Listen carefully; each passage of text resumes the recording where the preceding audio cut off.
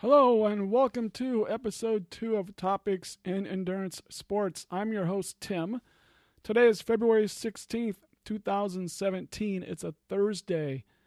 Happy 2 days after Valentine's Day to my wife and my daughter and my mom and everybody else out there. Thanks also to Andrew Folken for the music. You can find his music on SoundCloud under NEKLOF. Andrew is my new nephew.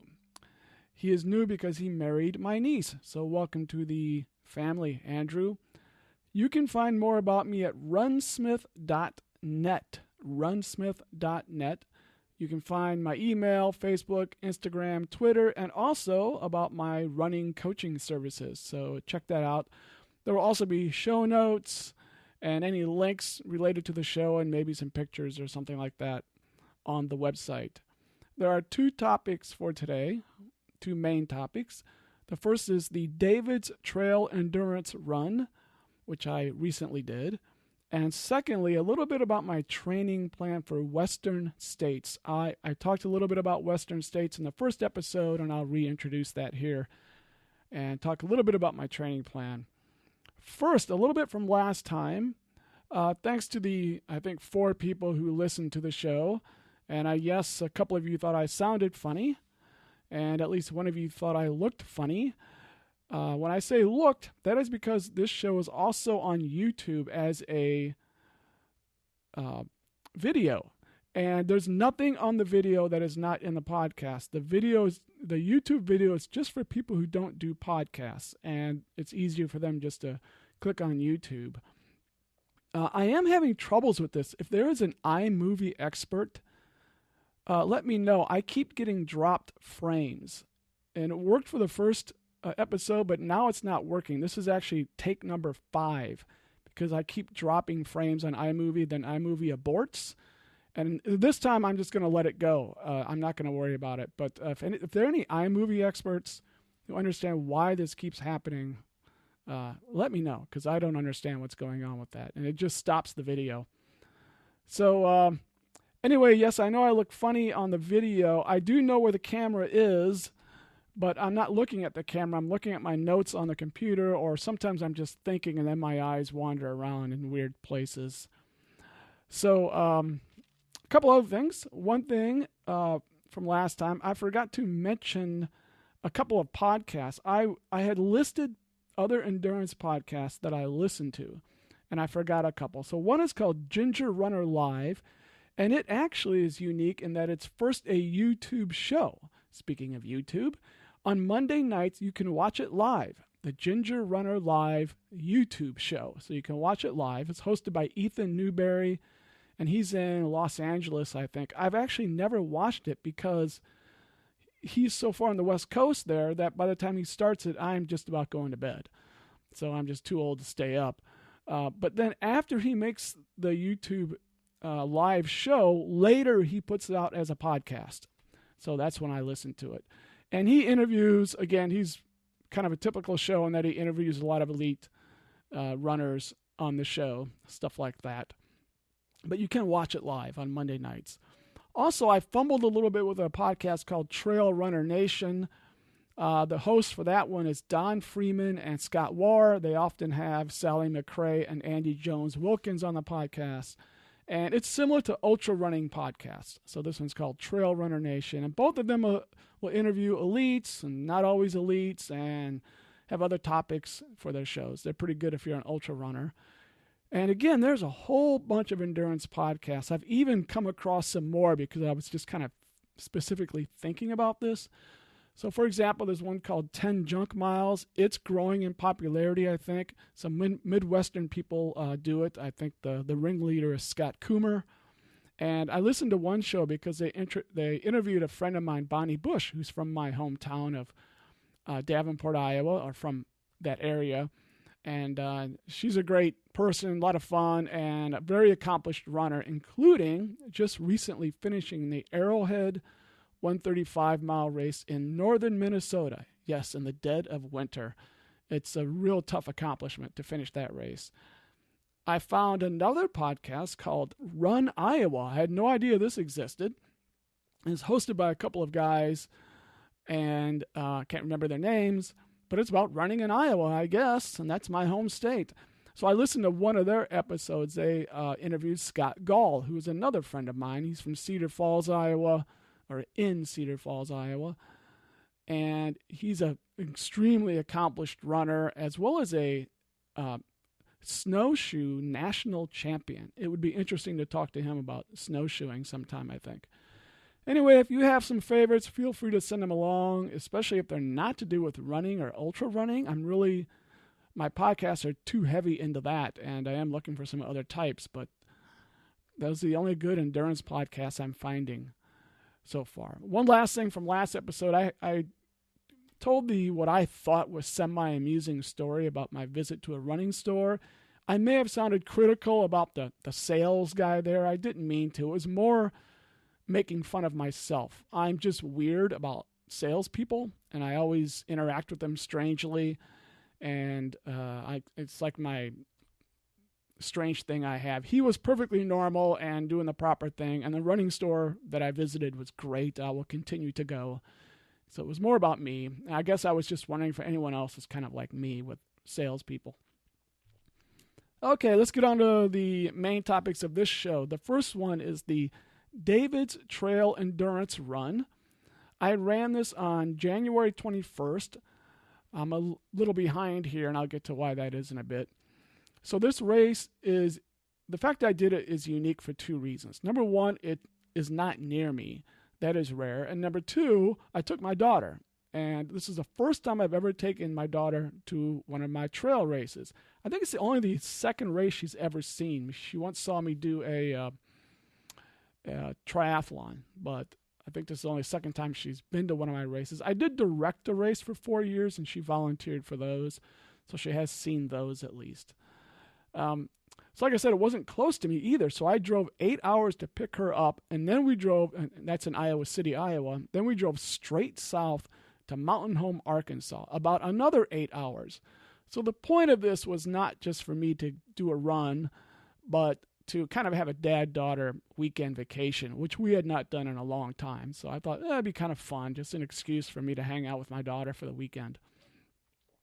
So the race itself has 3 different distances, 7K, 25K, 50K, and the course is shaped like an upside-down lollipop.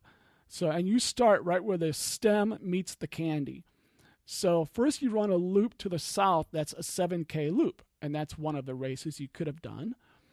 And if you're doing the 25K or 50K, after you do the 7K loop, you run north, out, and back. So obviously the 25K people don't go as far north as the 50K people. I did do the 50K. And the race itself was almost all on dirt trail. There's some road, and there's one bridge you run over, but most of it's on dirt trail. It's not super ruddy and rocky in most places.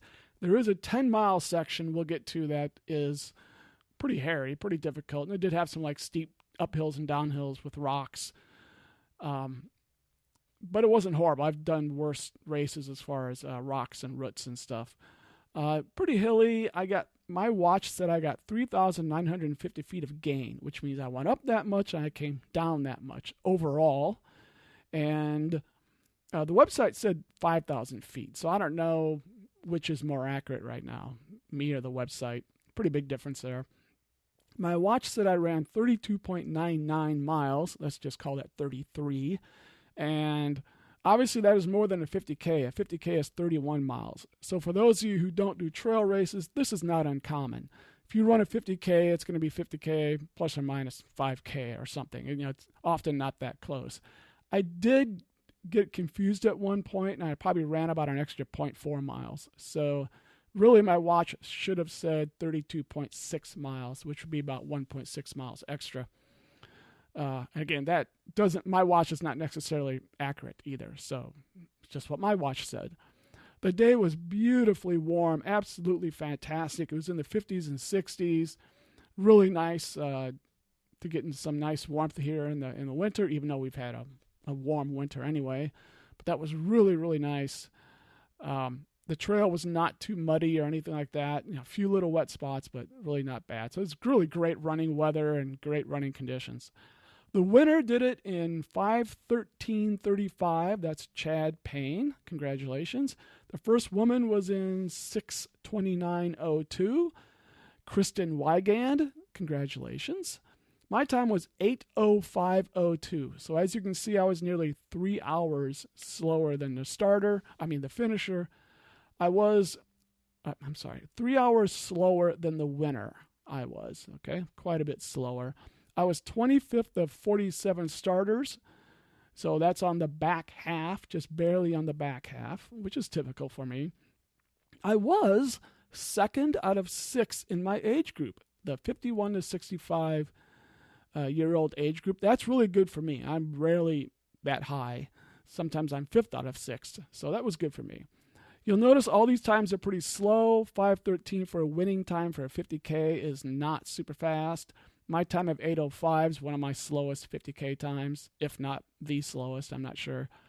And that's just a testament to some of the harder parts. I mean, there was some pretty steep up and downs, and we'll get to this 10-mile section that was really, really slow. Very difficult to get any speed for 10 miles, and that's a third of the race right there. And then it was, like I said, a little bit long.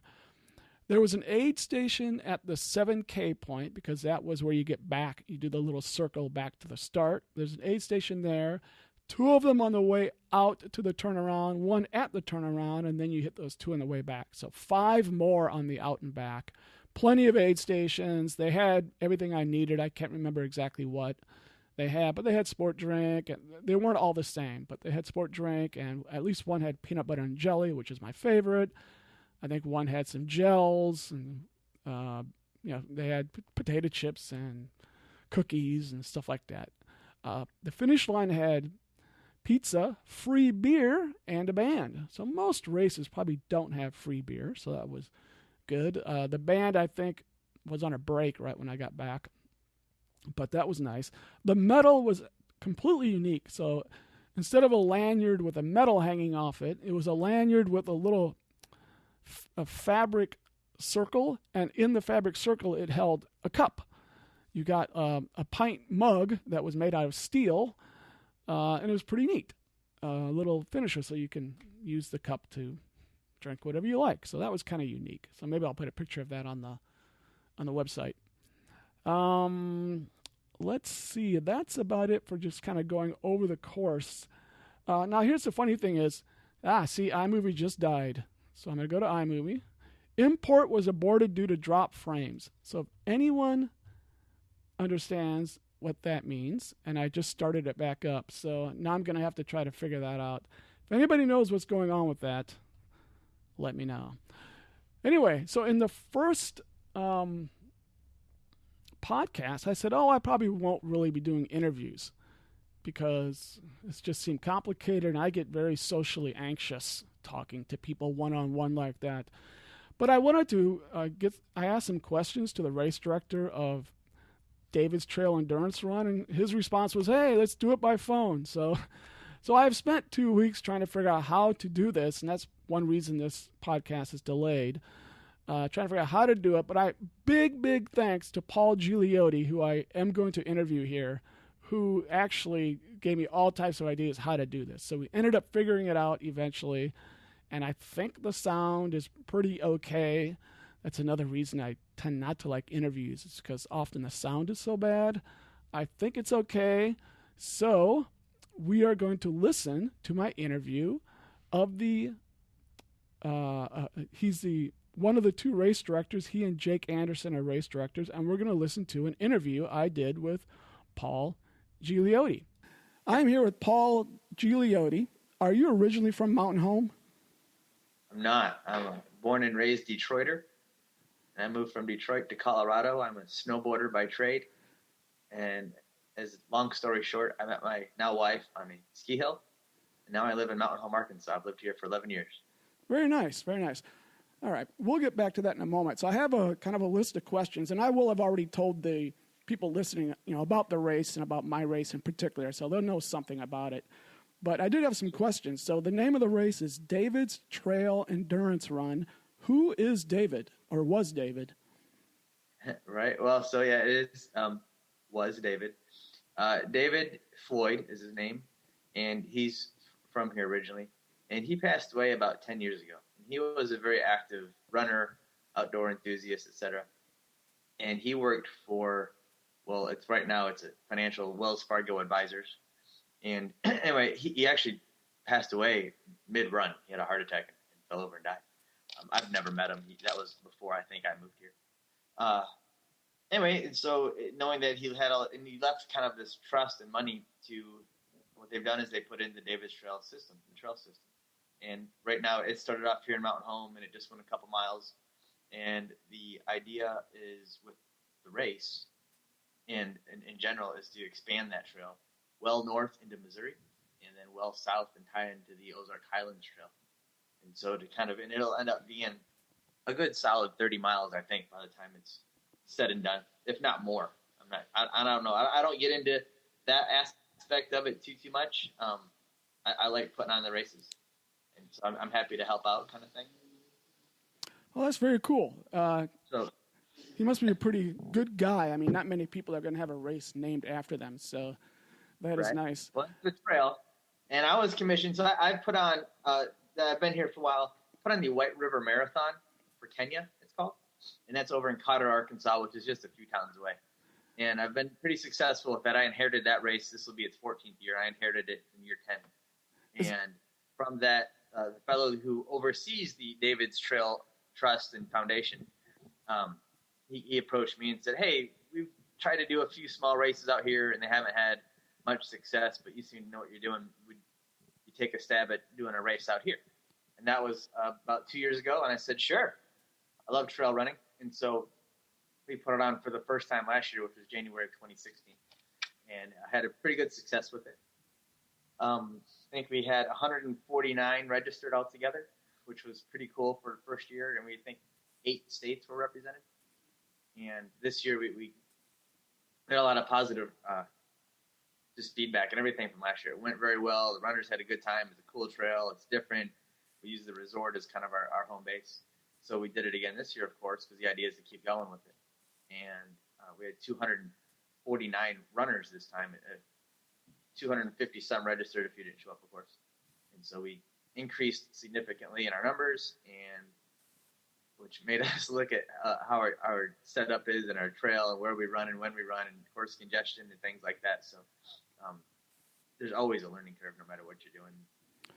We'll change it every year until we get it exactly right. We probably never will get it exactly right. Yeah, well, from my point of view, it was really good. The trail definitely wasn't too crowded or anything, so you could, maybe on that first 7K loop. Yeah. There was that one out and back that was a little crowded, but it was short, so not a big deal. Well, that's about too. And of course, we did a Survey Monkey after the race, and we hear all kinds of feedback, and most people had, "Oh, yeah, it was great," and that was the end of it. They're happy it was a good run. Absolutely. And then you hear both sides of it too. And so maybe if we do get bigger, we staggered this year our starts. So last year everybody started at 8 a.m.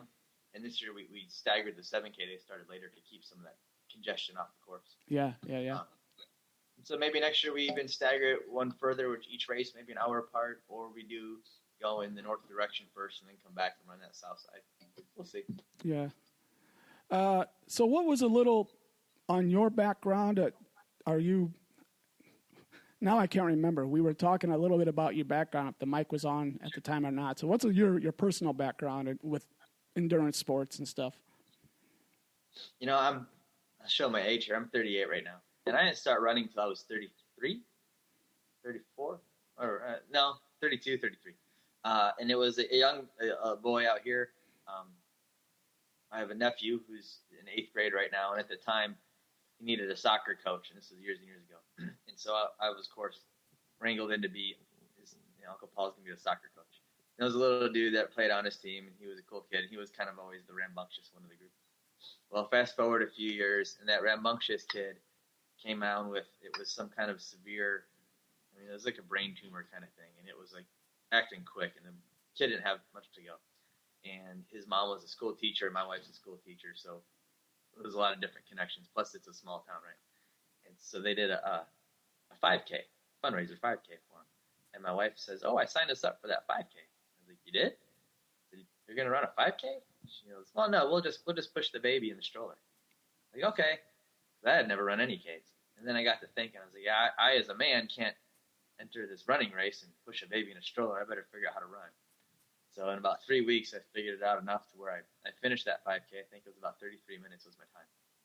And I just got kind of hooked from there. So my intro to endurance run was simply that. And then I just started running longer and did some half marathons and got into trail running. And through all that, I met Jake, who was my co-director for David's Trail. And Jake is really into endurance running. He's done the 100-milers, the Arkansas Traveler, and when he goes and enters a race, he enters it to win. Yeah. Very nice. He does. So Jake is, I enjoy myself, and I like to, of course, get my personal best every time. And if I can pick up other runners as we go, that's great. But Jake is really into it, which is great, and which makes it a nice compliment for me. I get more into the, I guess, administrative side of putting on the races. A lot of the setup and the web stuff and designing shirts and designing medals and all that kind of thing. And Jake enjoys it too, but Jake loves being out on the trail. And so he does a really great job of marking the course and being kind of our course marshal kind of thing. And this year with all the aid stations out on the course, we kind of split up this year's David's Trail thing. Obviously you were out running, so you didn't see Jake running around behind the scenes, driving to aid station and checking things. And you didn't see me at the finish line, or at the resort where the finish and start line or everything was, kind of handling stuff there. So we've kind of figured out how to complement each other pretty well and put on a pretty good race. We think at least. Yeah, it's very interesting. So yeah, that's good. YouTube, between the two of you, you know what you're doing. So I was just curious, right. Do you have a day job of any sort? I do. I have a 9 to 5. I work for a software company here in Mount Home. We sell software applications to school districts. And so what I do is I'm a sales and marketing writer. I write really long contracts and kind of if they need into the race stuff. If they need any chemistry consultants, send them my way because I'm trying to find chemistry consulting gigs. So sometimes there's chemistry software work that people need. Anyway, kind of a joke. Okay. Now, Mountain Home itself, I guess I had never heard of it, but it sounds like it's a pretty cool little town. I guess maybe kind of a hub of outdoors activity, it seems like. Would that be somewhat accurate? Yeah, you're pretty close there. Mountain Home, Mountain Home itself, I think, is about 12,500 population. And then kind of the greater area, there's about 25,000 folks. Most people haven't been through it because there isn't an interstate anywhere nearby. And so you usually don't travel through here unless you're purposely coming this way. It's a retirement community for the most part. There's an awful lot of folks, especially if you just come straight down from Michigan, Chicago, Minnesota, that kind of thing, and folks just come straight down here and retire because it's similar weather but a lot less winter. And but with that, we have Lake Norfolk, which you've seen when you run the race, and Bull Shoals Lake, which is slightly west of us, and it's a huge mecca for fishing. In summertime, the population like doubles around here because it's a lot of touristy kind of stuff, which is cool. So the fishing and boating, anything you want to do in the lake, of course. And there's quite a bit of trail system around here outside of David's Trail. That gets a lot of folks. When geocaching kind of first got real popular 4 or 5 years ago, there's a lot of that kind of stuff going on. So there's a lot of trails. There's a lot of history around here. A lot of trails take you to historical sites. Both there's a lot of Indian-related things you can go see down here, and then a lot of the old settlement kind of stuff. And then we're not far from the Buffalo National River, which is, if I'm correct, the first national river, not a national park so much, but kind of like a national forest. It's 120 miles long, and that's southwest of us a little bit, and that gets an awful lot of attention for folks too. So you got kayakers, and fishermen, and canoers, and your weekend warrior drinking on the river kind of people too. So. Yeah, all this was really, really evident. I was like searching because I took my daughter down to the race, and I was kind of searching, what else we can do. And yeah, you could see it was a lot of fishing, a lot of lake and river activities. So definitely a nice area. The trail itself, like you said, it's being extended, and it was really obvious. I think it was obvious where kind of the old trail was and this new trail began. In fact, the new trail almost had the feel like they made it, 2 weeks before the race. I'm sure that's not true, but it's like a little tiny bulldozer just came through and just like zzz, everything through, which is kind of interesting. And then it had the rope climb in the middle of it, which I love, actually. I love a rope climb in a race because it just breaks things up. And then the trail, you go way out, do the 50K, you go way out, and then you come back on this same kind of new part. So I'm assuming at the turnaround of the 50K, that trail is going to just keep going. Is that the future? Yeah, so you're dead on.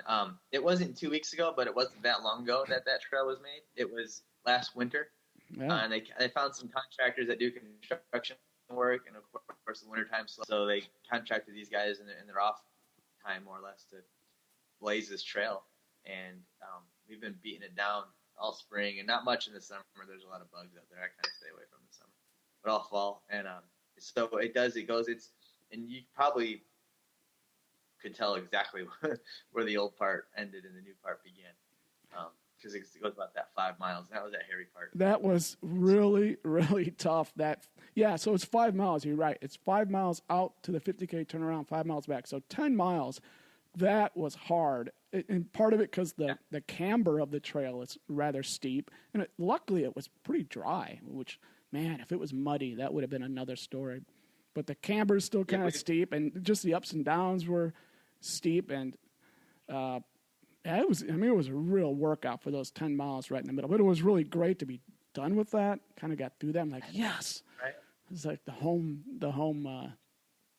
stretch. Well, that 3 miles before you get into it, and then of course when you get back, is real nice, gently rolling trail, and it's super wide, and there's not much even rocks in the way and stuff. And then you get to that part with that'll put hair in your chest. Yeah. And we've talked to them about not only extending the trail, or we're going to talk to them, but maybe instead of extending it this year, that they go back through, like that part that you talked about, the big camber and everything, and give it a once over again before they worry about going further. Maybe more of a quality over quantity. Yeah. Trail does now, and I've never even been on it myself, but past that turnaround, it does go out another couple miles. Yeah. I've stood there at the trailhead and looked at it and thought, man, that's woolly. Yeah. So I'll get out. Well, it's even that 5 mile section, just a group of volunteers with the trail maintenance handbook type of thing it would take a while, it might take a whole summer, but just get out there with your hose and you can fix that up. And it wasn't horrible. Just, it needs to be graded a little better, but it was still good. It made for a good workout. So you've done the race for 2 years. I'm assuming it's felt like a pretty good success. I don't think you need to do anything different whatsoever, but is anything kind of new and different going to be happening in the future with the race? Or are you just going to kind of keep tweaking it, making it better? I think we'll just kind of keep tweaking it. We might do maybe not next year, but the year after, maybe it's the 50 miler. Oh, yeah. In addition to kind of the idea when I was approached to do this, so we want to make use of every bit of the trail. Okay. And so at some point we'll see what that really means. As a race director, of course, it's kind of nice to have everybody back in at the end of the day. We do a 50 miler, you focus out there for 12 hours, and it makes it a little bit longer. So there's just that kind of thing to debate. I don't know. It went very smooth for the most part, but I think before we even worry about extending it, there's just, again, those things you learn that you want to do differently and do better, and implement some of those changes. And a lot of it's nothing major. We like the way it went very smooth. And almost everybody's feedback was positive. Of course, like anything else, you get a few folks that are just negative Nancy's, and at the end of it. Yeah. We had a great time doing it. Thank you. Yeah, we have some other. Oh, I'm sorry. Go ahead. No, so we have some other things planned for the future too, not just on David's Trail, but what else do you have? Mountain. What else do you have planned? Okay, so David's Trail was put on by it's me, and then I have Jake. I asked him to be my co-director for it. Right. How good he is, and so which all started off then a while back. So technically, I have my own event management company. It's PiratePerryEvents.com, and which started off with really just David's Trail and White River, and then I put on a 5K to benefit the Humane Society because my daughter asked me to. We call it Jog with Your Dog. and we're going to keep growing with that.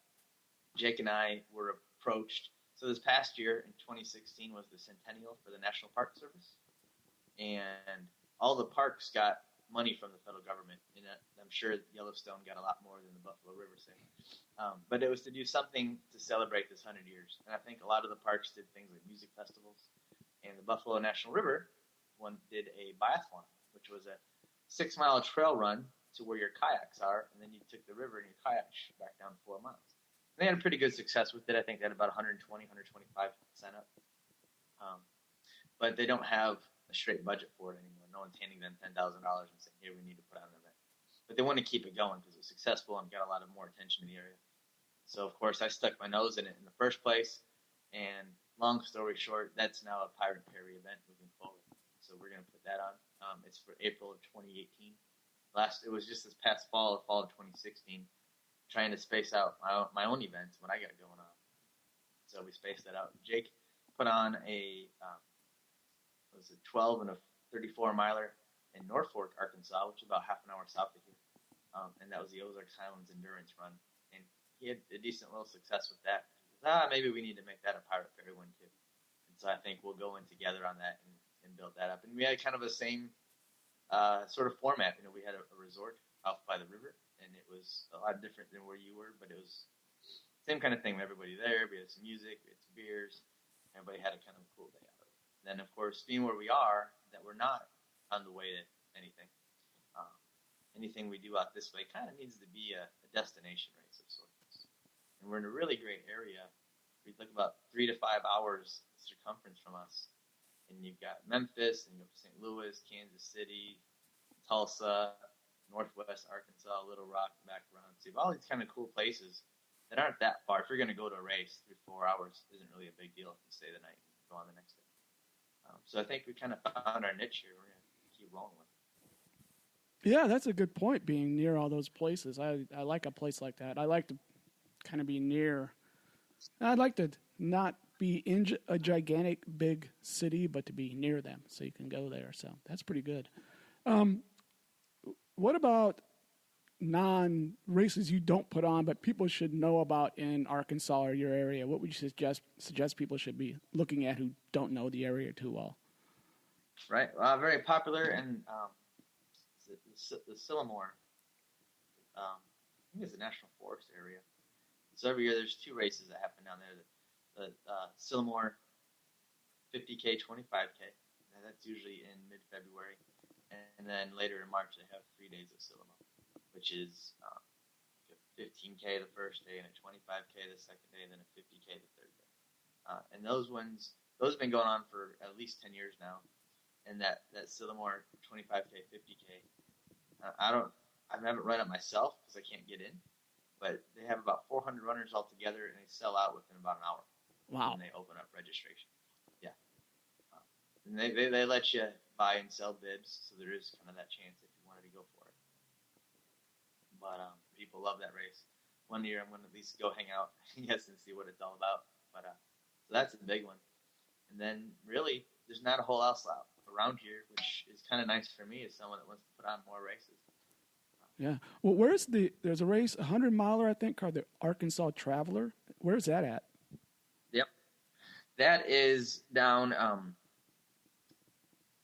take like central Arkansas across, but all the way over to the west. So you're kind of buttoned up near Oklahoma.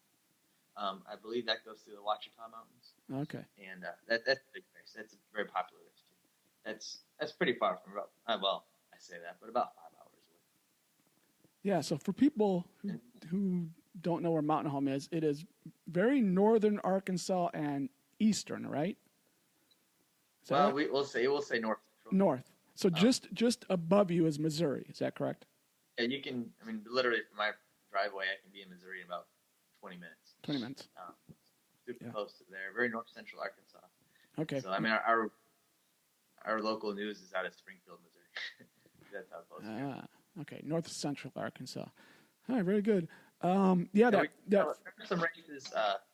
Bass Pro Shops, whose world headquarters, I guess it is in Springfield, Missouri, and they own a bunch of land near Branson, Missouri, which is even closer to us. And they do the Dogwood Canyon trail race. They guess it's not a series, but it's a whole weekend of trail race running, and that's always in the fall too. So that's kind of another popular one in this general area that people might know.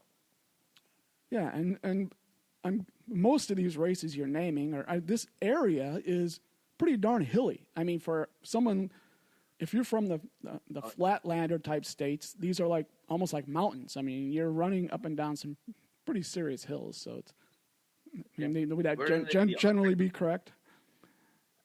Oh yeah, here in the Ozarks, we're in the Ozarks, so the Ozark Mountains. Yeah. And I lived in Colorado, so I still call them hills. Yeah, I know. But it's some pretty serious. That's why I said. I'm from Iowa, so I go to some places and they're like, I did a race in West Virginia, and it's called the Hills. I'm like, these are not hills; these are mountains. No, they're just hills. I'm like, okay. So, well, depends on where. It's great for us guys because when we go out of town to run races, we don't feel the burn like everybody else does. Yeah, it's just what we're used to. Yeah, I feel the burn all right, especially those downhills. Right. Let's see. So that 3 days of Silamo, is that how you say it? Yeah, that's how they say it. I never know how to. I never exactly know how to say it. Yeah, that has been on my radar for a couple of years. A friend of mine has done it a couple of times, and he says it's pretty darn grueling. In fact, one year, this is a guy who's won 100-mile races. He's finished first, and one year he did not finish the 3 days of Silamo. And yeah, I think the other time he did. But it's been on my radar to come down there. So we did kind of go down there. We went to that Blanchard Springs cavern, the cave. We went down there. That was pretty cool. Right. So I think that's kind of where that 3 days of Silamo is, near there. General area. Yeah. All right. Well, is there anything else you'd like to say about anything to do with the race or anything else before we sign off? No, I mean, I'm glad everybody had a great time. Of course, I have to give a big shout out to all those that helped. It's great having a co-director to handle all that kind of out and about stuff. But from his point of view and my point of view, there's no way we could do it on our own. I mean, we had a small army of folks that really kind of jump in and help us out and do the timing and do the aid stations and help you out on the course and all the setup and we handle all the food. So this going public, a big shout out and thank you to all those people. Absolutely. All right. Well, thanks for talking to me, and good luck in the future. And maybe I'll be back down there for your race or for the 3 days of Silamo or something like that in the area. But I would encourage people who don't think of going to Arkansas for a race to definitely check your race out or other races in that area because it's a pretty cool area. Well, thanks. And I appreciate you coming and appreciate you doing this. Thank you. All right. Thanks a lot. And I will sign off, and thank you very much. You're welcome. All right, Tim. Take care. All right. Bye.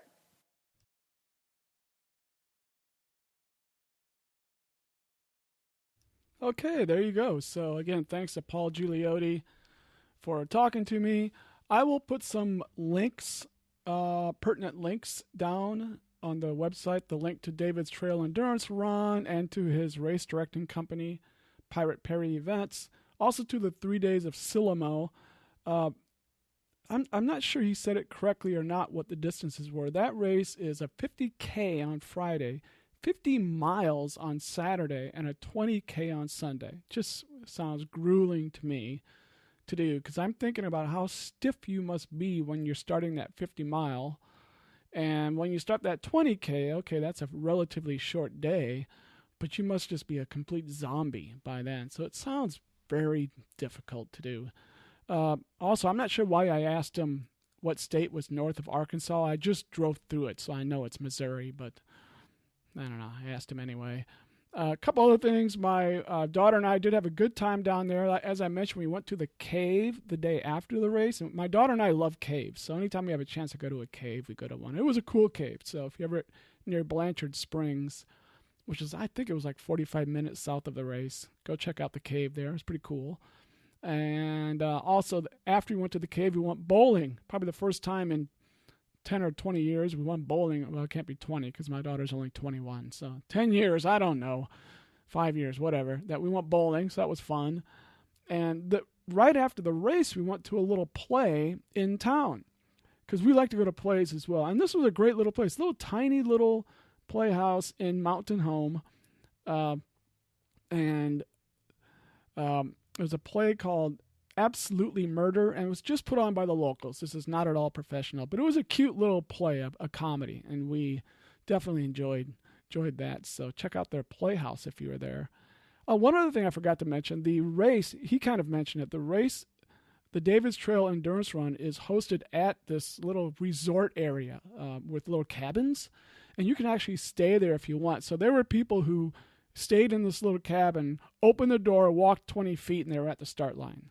So that's pretty cool. So do that to go to the start, and when you're done with the race, you're 20 feet off the start line, and you're in your little cabin. We didn't stay there. We stayed in Mountain Home, which is only a few miles away. So anyway, there you go, David's Trail Endurance Run. Topic number 2 for the day is the Western States Endurance Run.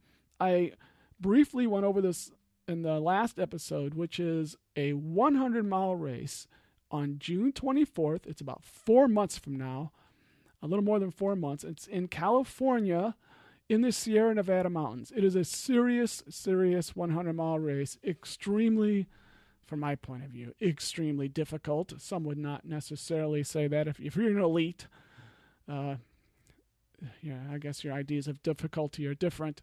But it's also extremely prestigious. It is definitely the number one race for elites to gather to try to win a 100-mile race. It's very, very prestigious. It's been around a long time.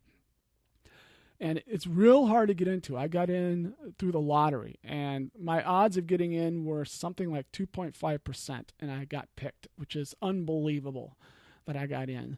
So I actually got it, and I mentioned this last time, that now I can kind of document my little journey to this race. So that's what I'll be doing the next 4 months, a little bit, just talking about my preparations, and we'll see what happens on race day. But I actually got a question from a listener saying, what's my training plan? So I thought, okay, I'll talk a little bit about my training plan. And thinking about my training plan, putting it into words, I would say there's 3 levels to the training plan. All right. And I guess I bring this up because I think it'd be useful for other people to think about how they think about their training plan. So there's level 1 is very simple, and it is just this: run as much as I can and show up to the start line fresh and not injured. That's it.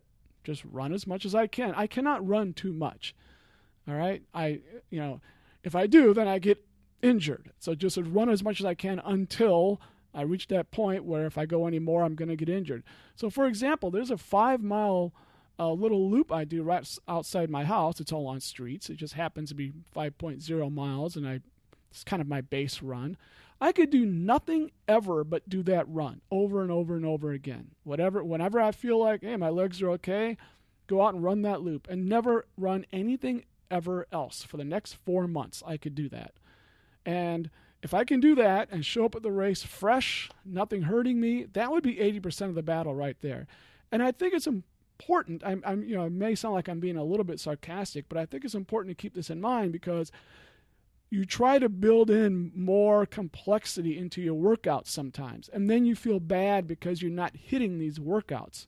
You're not doing everything you could be doing. You're not doing all the cross training you could be doing, and then you can start to beat yourself up over it. Well, I'm saying don't do that. If you're getting out and running as much as you can, generally, and you're not hurting yourself, pat yourself in the back. You're doing most of what you need to do.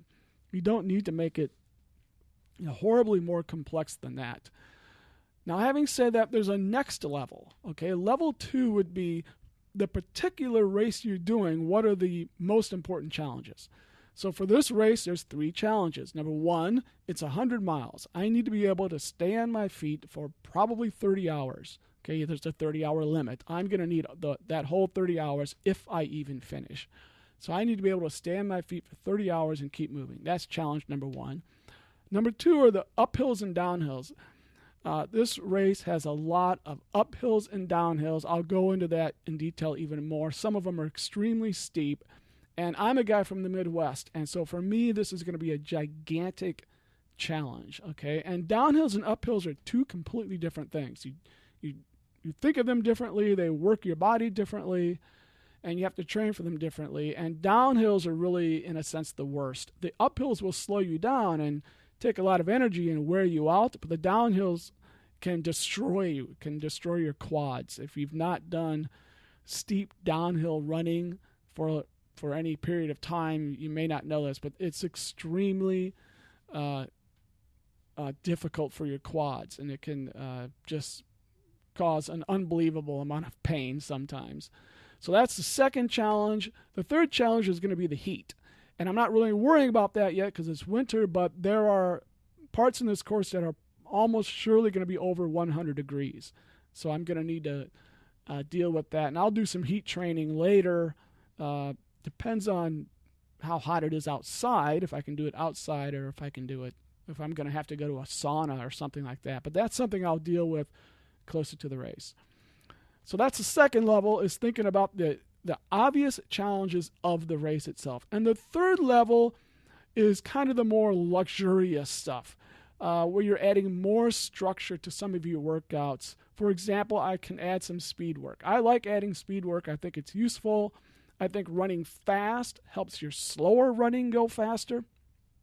So if you go out and you run hard, then even your low-level slow running becomes a little bit faster. It helps you out. Plus, running hard, running faster will work your muscles in a different way. It works your muscles in a different way. It works your ligaments and tendons in a different way, and your cardiovascular system in a different way. So it's useful to throw a little bit of that in if you can.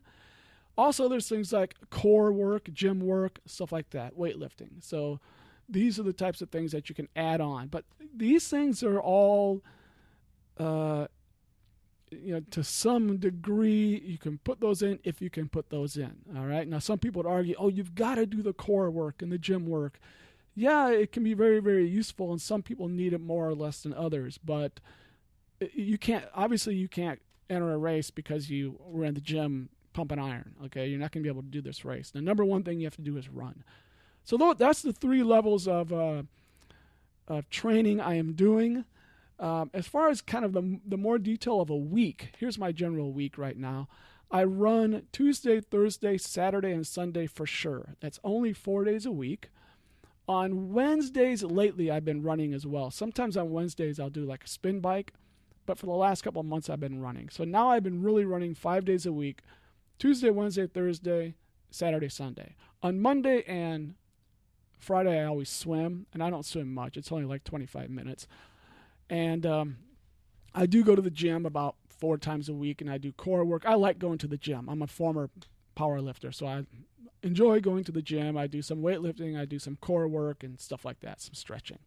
So I like to throw that in really as much as I can, which, again, comes to about 4 times a week, maybe 5 on a good week.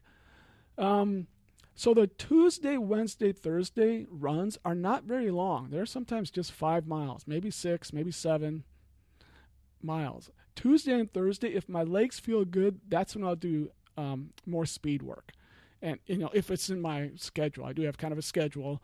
And if I do some speed work, it'll be Tuesday and or Thursday. If my legs don't feel up to it, I don't do it. If they're really lethargic and heavy, then I just go out and do a slower run. But I try to do that in Tuesday, Thursday, if I can.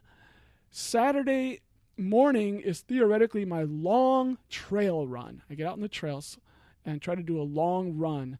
Having said that, I've been a bad boy lately, and I've kind of been this way for even the last couple of years. Theoretically, I should go out and run 2 to 4 hours on these Saturday morning runs. I end up often running for maybe only an hour and a half, which is bad.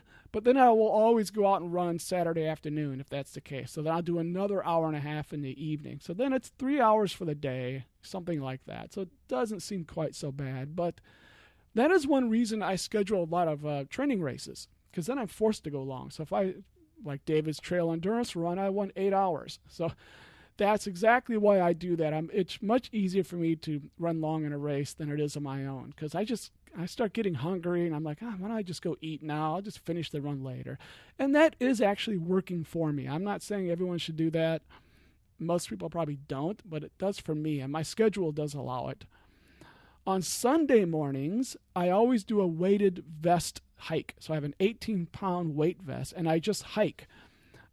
So far, I've only been doing 5 miles. I have kind of a hilly trail near me, and I'll do about 5 miles. I really need to up that eventually to longer and longer. But I've been doing 5 miles on Sunday morning with my weighted vest, and I hike as fast as I can pretty much. So I'm going up the hills and I'm really pushing it. And obviously the whole point of this is to practice my hiking, because all those uphills in the race, I'll be hiking them. I will not be running them. It's too many. I can't run uphills for over 30 hours. So I'll be hiking all the uphills. So I need to really be able to build more strength and speed in my hiking. So every Sunday morning, a weighted hike, I need to get it to be longer than just this 5 miles.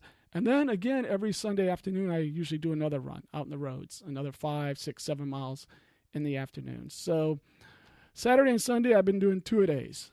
And, really maybe I should just be doing one each day, but much longer. And hopefully I'll be doing some more of that at some point. But like I said, I do a lot of these trail races. In fact, this coming weekend, I'm doing a free race. It's completely free because I'm part of this club, the Ohio River Roadrunners Club. And being in the club, we get to do some races for free. So there's a 14-mile trail race this Saturday. So that'll be nice. That'll be 14 miles. And if I have time, I'll even do a little extra later in the day on Saturday. So that's why I like to do some of these cheap, free races. They're not always cheap and free, but cheap or free races. Okay, so overall, as far as mileage, I'm a pretty low mileage runner. I am happy if I have a 50-mile week, and that is not that much. Most people who will be doing Western states will be doing between 50 and 100 miles per week. Some will be doing well over 100, the elites. And even some people who are not elite are doing 100 miles a week. I am very low mileage. In fact, before my last 100-mile race, I calculated like the 4 months before the race, I averaged 35 miles a week. That is almost unbelievably low. Okay, just trust me. It is very, very low. People training for half marathons are usually doing that much, okay, for a 13-mile race. So it's very low, but I just kind of know my limits, okay? Now, having said that, I do want to get above 35. I'd really like to average at least 50 miles a week, and I have some weeks that are higher. And of course, when I do a race, it's a little easier for me to get higher if I do a 50K race. So that week can be a little bit higher. But anyway, I'm just a low mileage runner. So that's why I throw in the swimming and maybe a bike once a week, or, also the weightlifting and stuff like that, because that helps me get more training in without beating up my legs so much. If I run too much, I'll just get hurt. And I know that. So you got to know yourself, man. Okay, anyway, that's it for our two main topics. Okay, we are 53 minutes into this already. A couple more things. First, our general education segment for the day. So this is the segment that has absolutely nothing to do whatsoever with endurance training, but I like to throw this in. So here's something I read in Discover magazine recently, and it's one of these things I never thought about, and then as soon as I thought about it, I was embarrassed that I never thought about it. So I'm wondering if you ever thought about this. Probably you did. If you're a medical type, a doctor, you have thought about this. You learned about this. Or if you're just kind of a general curious genius type, you know about this. I never thought about this. I felt kind of stupid. But it's fascinating. And that is, what is your heart doing before you're born? What is your heart doing? Think about what your heart is doing after you're born. After you're born, your heart takes blood from your body that lacks oxygen, pumps it into your lungs. In the lungs, the blood gets oxygen, goes back into the other side of your heart to be pumped into your body. Well, that's not happening when you're a baby. Your lungs, either they're not developed or they're full of fluid. There's no oxygen in your lungs, okay? And of course, your heart is being built when you are a fetus. And so you're getting all your oxygen from your mother, is where you're getting it from, and her heart is pumping it through you when you're a fetus. Okay, so you don't really need a heart. You won't need it until you take your first breath. That's when you'll first need a heart as far as the oxygen goes. All right, so because you don't need your lungs, your heart does not pump blood into your lungs when you're a fetus. You actually have a hole in your heart. I never thought about this and I never knew this, okay? So what happens is blood comes from your body into your right atrium, and there's a hole between your right atrium and left atrium, and the blood just goes right into your left atrium and back out. It completely bypasses the lung. So you're a fetus, the blood says, skip the lungs completely. We'll just make a hole in the heart, and it goes in one side of the heart and out the other side of the heart, basically. So that's what happens when you're a fetus. And interestingly, that's the way it is until you take your very first breath. When you take your very first breath, at that point, you need oxygen from the air at that point. So then blood instantly has to go from your heart into your lungs and back out of your lungs into the other side of your heart. At that point, you cannot have a hole in your heart. So it's obviously you can't have that happen in 1 second, all right? What happens is a flap is created over the hole when you're a fetus. This flap can open up and blood can go through the flap. Okay, go through the hole and open up the flap and go from one side of the heart to the other. But as soon as you take your first breath, that flap gets closed by air pressure. Okay, air pressure closes the flap because there's more air pressure. There's more pressure on the side the flap is on. Can you kind of picture this? And so you still have the hole, but there's a flap over it as soon as you start breathing. And the flap is just held on there by pressure. It's absolutely ingenious. It's like an engineer designed this thing, okay? So when you're born, you still have a hole in your heart. It's just, it's just kind of closed by the flap. And then over time, the hole is closed, and I assume the flap goes away over time.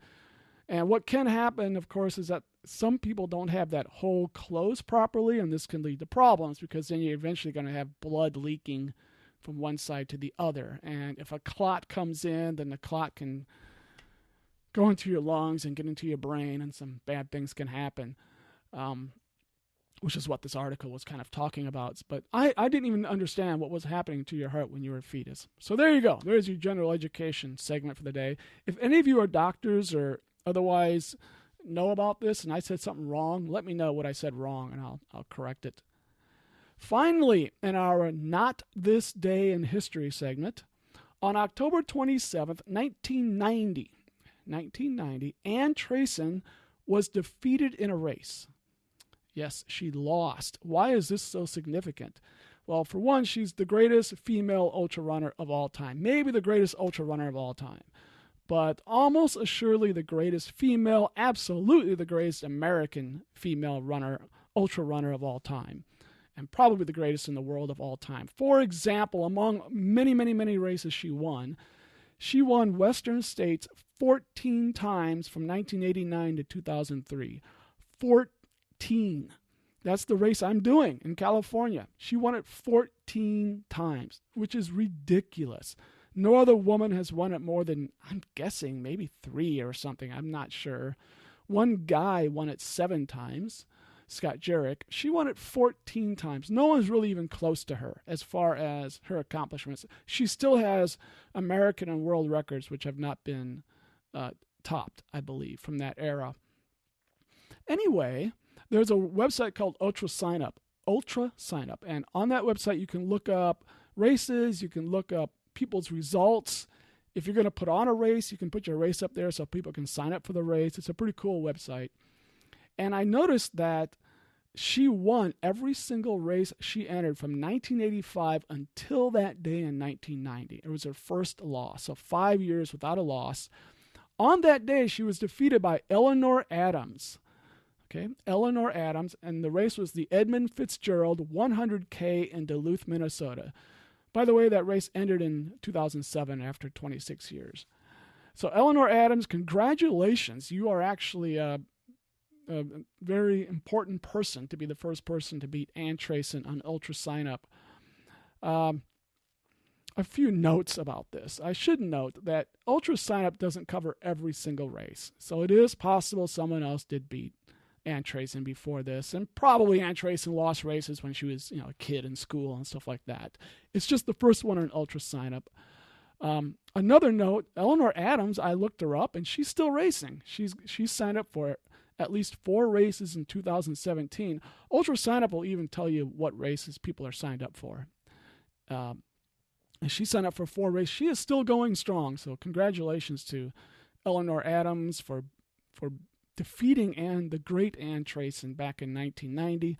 Also, I did find Eleanor Adams on Facebook, so maybe you should go there and, friend her or something and say, hey, you heard about her on Topics in Endurance Sports. And she'd be like, what? I don't know what you're talking about. All right, so that is it for the show. A couple of last things. Number one, I'm hoping to add a call-in line. So the idea is you would call in and leave a comment and that I would play it on the show. And then I will comment on your comment, possibly. And when you call in, you could review a race, you could advertise your race, you could chat about your training, talk about your accomplishments, or maybe brag about a friend's accomplishments. You could suggest topics, comment on an episode, anything your little heart desires. Whatever you like, okay? It could be something I just didn't mention there, but whatever you like, call in. And there will be a limit, maybe a 5-minute limit or something. I have to figure out what the limit is. So I will let you know if and when I get that figured out, what you can call into. Secondly, I'm going to eventually I have an Amazon wish list, and I'll eventually put that up. So one way you could support the show if you don't want to just give money, one way is you could buy me something off my Amazon wish list. Hey, that'd be cool. And some of the things on the Amazon wish list are books about endurance. And I do plan on doing book reviews. I'm not a professional book reviewer, but I will read a book and just give my opinion, what the book is about and how much I liked it and stuff like that. I've already got a number of books I've read and plan to review. So that is one way you could help out the show because it does cost money. Speaking of money, thanks to my current donors, people who've donated, including Michael Butler of the Rock and Roll Geek Show, also Jack Johnstone and Dan Shanahan, also my buddy Charlie Driscoll from Davenport, Iowa, and my other buddy, Wade Lindhorst of Boston, Massachusetts. Charlie's a great world-class power lifter, and Wade is an absolutely fantastic swimmer, and I was thinking there are things we could possibly learn from them. You might think we could learn nothing from a power lifter, from a weightlifter. I think you'd be wrong, because there is one place I can think of right away where we overlap, and that is the idea of periodization. Both runners and weightlifters often periodize their training. In other words, they, over a 3-month period, their training changes in a particular way, called periodization. So there might be something to learn from even weightlifters, which is as far from endurance as you can get. I mean, there's really no endurance in weightlifting at all, but might be able to learn something from them. Nutrition might be another area. Wade Lindhorst, my swimmer buddy, I do have some ideas. I have some questions for some swimmers, so I may have to quiz my buddy Wade about some stuff I'm thinking about swimming. Okay, so that's it for the show. Again, you can find me at runsmith.net. You can find all the information about me, all my social media stuff, my email, and I will post show notes and stuff like that there, and also my coaching services. The final music will be, I'll continue the same song by Andrew Folkin. Thank you again. By the way, if you would like to have some music put on the show, send it to me. Send me an MP3 or something. It should be either an original or something in the public domain. I don't want to violate any copyright issues, but any type of music whatsoever, anything, I will consider putting it on the show as the beginning and the end of the show. So feel free to send me whatever you like. So this is Topics in Endurance Sports, signing out. Have a great workout.